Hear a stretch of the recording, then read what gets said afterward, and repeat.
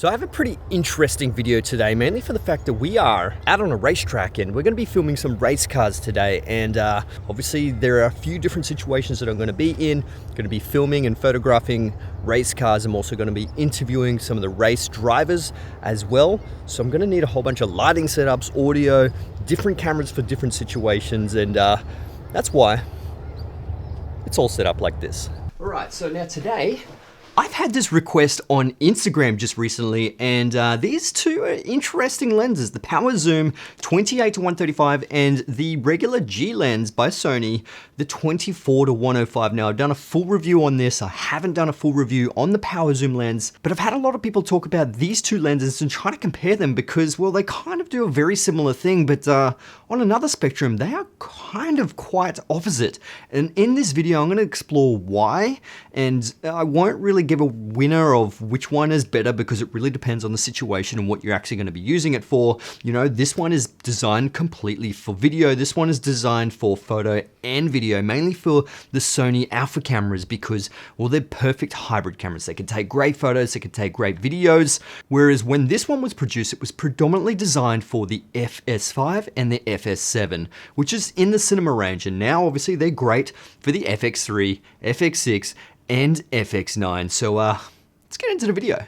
What's going on, my friends? I hope you're all doing absolutely fantastic. And if you're new to my channel, please consider subscribing. That would be absolutely amazing. Do a whole bunch of gear, tips, tricks, tutorials, and all that kind of stuff. So yeah, hit that subscribe button. That'd be absolutely amazing.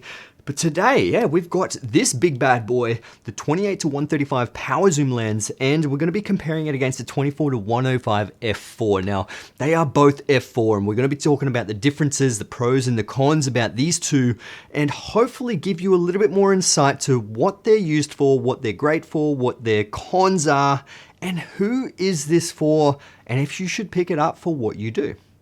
Now, this video is going to be a relatively long one, talking about the pros and cons and the differences between this lens and that lens. So yeah, sit back, grab some popcorn or grab a beer, grab a drink, whatever, and hope you enjoy this video. So anyway, let's jump into some of the specs and talk about these two lenses before we look at some of the footage, we look at some of the pros and cons. So the Sony 24-105 is an f4G lens. It has an aperture range of f4 to f22, a minimum focusing distance of 38 centimeters. It has 9 diaphragm blades, an autofocus to manual focus switch, 1 custom button, an OSS switch, a 70mm front filter thread, and it weighs a total of 663 grams. The Sony 28-135mm f4 is a power zoom lens. It has an aperture range of f4 to f22. It has a minimum focusing distance of 40 centimeters, 9 diaphragm blades, a zoom rocker switch, a manual zoom or a servo switch, an OSS switch. It also has an aperture ring, which is lockable, an autofocus to manual focus ring, a lens collar, a 95mm front filter thread, and it weighs a total of 1,215 grams. So as you saw in the specs, well, you can see that there are some quite heavy differences. Well, mainly for the fact the weight, the focal range, but the aperture is pretty consistent between these two. They're both f4, but let's start talking about the focal range first, because you know that is one thing that will define the differences between one lens or another. So we'll talk about the 24-105 lens first. Now this is part of Sony G range lens. It's great for photo and it's great for video. It extends out from the barrel, so it doesn't zoom internally with this one. So if you do fly it on the gimbal, you just have to be aware that it will be front heavy and you will have to balance it a little bit more in between, or you will have to have a pretty decent gimbal to allow for, you know, that compensation there. Now this does have an autofocus to manual focus switch on the side, which I love about G lenses and G Master lenses.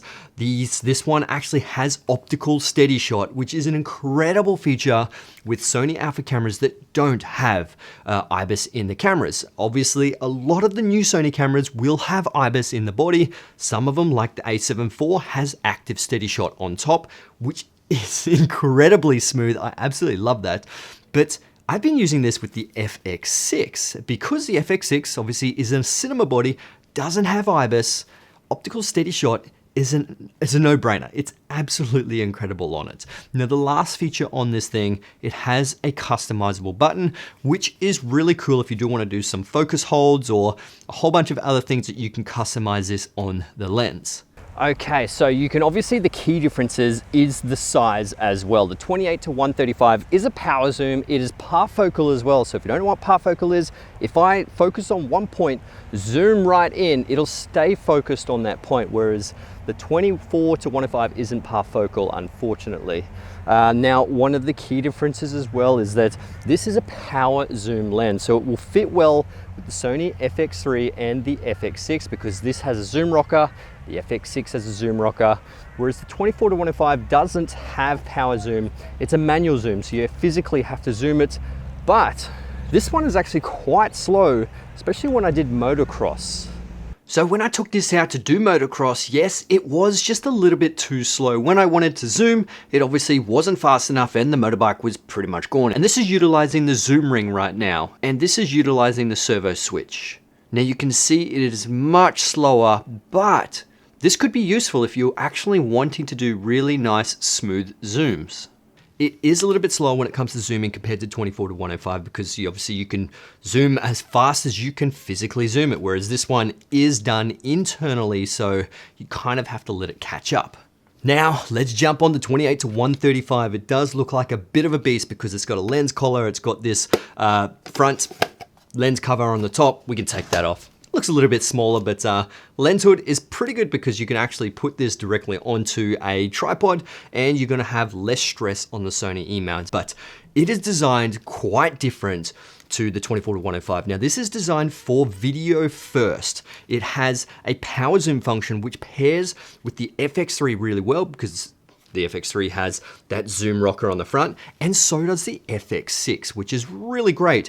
It zooms internally, so it doesn't actually come out of the barrel itself, which is great. And if you are flying these on larger professional gimbals, you're not gonna have any balance issues. Okay, so one of the key differences I can see straight away between the 24-105 and the 28-135, obviously isn't just the focal length, but ND filters. So this one has a 77mm front filter thread on here, whereas the other one has a 95mm front filter thread. So, you know, you can't use it really with the FX3 unless you have a big enough matte box that'll be able to screw onto a 95mm front filter thread, and then you can put some drop-in ND filters. But at the moment, I don't have anything like that. But if I used my Sony FX6, then obviously inbuilt ND filters is perfectly fine. You guys know that I use the Tilted Mirage matte box system, but it only supports up to 95mm of that full diameter, and you cannot fit a 95mm front filter on this because the front of that PZ lens is bigger than 95mm. Like 95mm is the inside diameter. So outside you're looking at, I don't know, maybe what, 110, 105mm. So you need something bigger. And that's why I had purchased this in the past. This is by Small Rig. It has a larger opening, which allows me to use much bigger cinema lenses or video lenses. So all you need to do is put the 95mm front filter thread on here, boom, straight in there, and you can utilize this. And then it has a dual filter system, so you can utilize two filters in here at the same time. You can have a mist filter, but also a solid ND filter as well, which is really cool for filmmakers who want to utilize bigger lenses like this.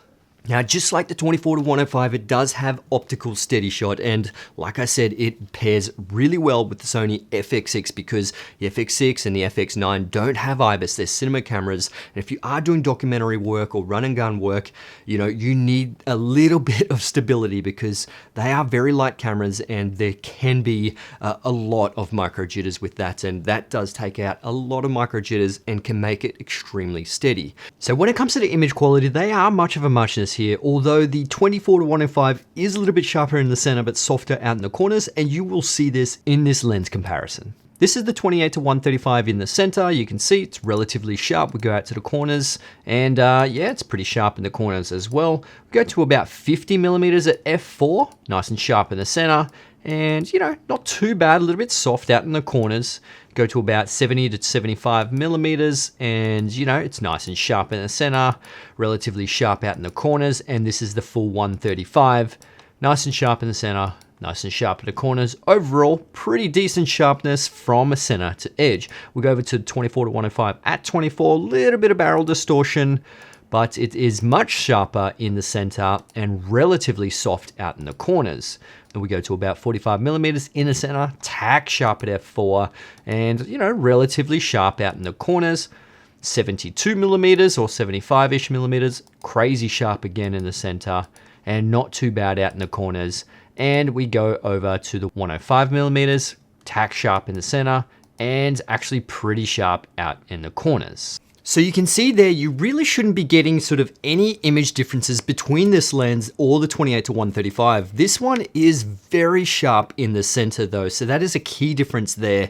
But when it goes out in the corners, especially at 24 millimeters, it is very, very, very soft. But overall, they're much of a muchness when it comes to image quality and performance. Now, other than that, my favorite feature of this is if you do have it into autofocus to manual focus, you can click this down and take over the manual focusing right there, which I absolutely love. And when I actually use this lens with the FX6, it's one thing that I used a lot. Now, I guess one thing that I do like, but also don't like, is when you click it into manual focus, it's whatever the manual focus was already at beforehand. So let me get it. So let's say, for instance, you're focused in the distance and you click it back into autofocus, and then obviously you're focused on something that's in the foreground, and then you click it back into manual focus, it will snap back into that last position, which potentially could be in the distance. So, you know, trying to dial it in really quickly can be sometimes annoying, but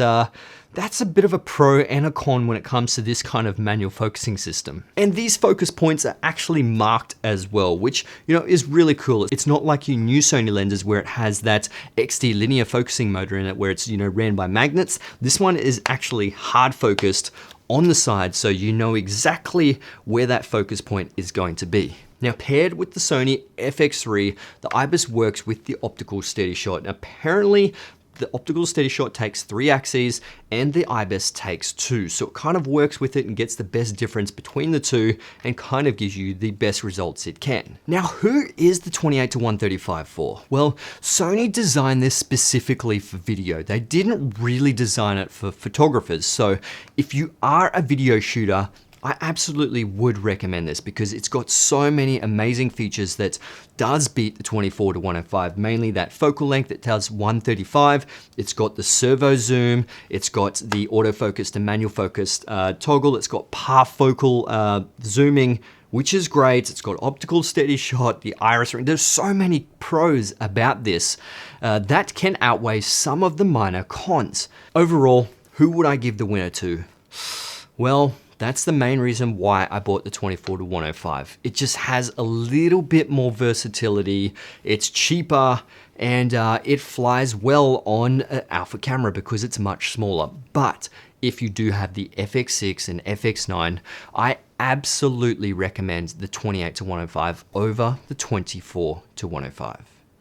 On that, guys, I hope you enjoyed this video. If you did, give it a thumbs up. That would be absolutely amazing. Subscribe to my YouTube channel if you haven't already. The link will be in the description below if you do want to check these two out, and check out these other videos. They may be exciting for you, so please support my channel. Watch these other videos. Hopefully you'll learn something from it, and I'll see you guys in the next one. All right, let's get it.